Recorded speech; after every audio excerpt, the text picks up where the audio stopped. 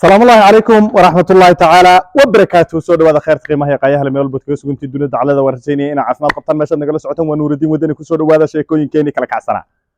Maanta sheekeen noo haya. Sheekadaasi waa sheekada yaab leh. Aana kugu daahinayna sheekada aan ku bilaabo aan ku daaro. Faynus.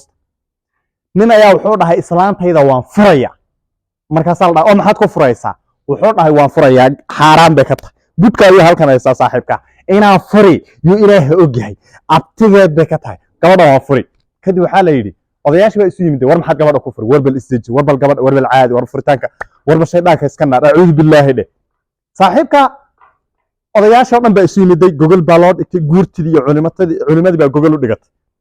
ninkii saaxiibka ahaa waxa la yiri bal daliilkaas haysi iyo waxaad gabadha ku furayso soo dhig waxa la isleeyahay ninkan musiibo weyn baa dhacday oo ma gogol dhaaf buu gabadha ku sheegi doonaa matuugnimo gabadha ku sheegi doona balaayada inta la eg ee gabadha ku sheegi doona maxay tahay kulaha gabadha saddex xaala haday iga deyso saddex xaala haday deyn weydo saddex xaala hadda waan furaya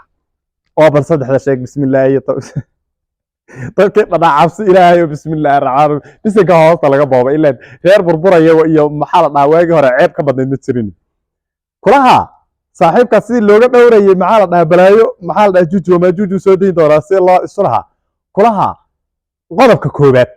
gabadhan horta dhunkashada ha iga deyso gabadhan iska ka dhunkan dhunkashada ha iga deyso kitaab quraan ma yihi adduunkii hore iyo adduunkan maxay iska ogeen maantana ninku romantic ma aha dhahay ninku nin romantic ma aha ragga Soomaaliyeed romantic ma aha rafaata idin dilada romantic ma aha dhaha saaxiibka kulaha kitaab quraan ma dhunkashada ha iga deyso واكو ومان بلاد يمان بري ودadka hore dadka adduunkan maanta joogay iyo dadka maxaa la dhahaa jacayl aan dhunka sharahayn bay kuwan dhahan dadka maanta jooga dhahan waa shahan sonkor lahayn ya dadkaasina waxay taagan yihiin ba kitaab quraan oo bala dhunkan karaaye kolka maxaa la iga dhunkan ya adduunka ku nacay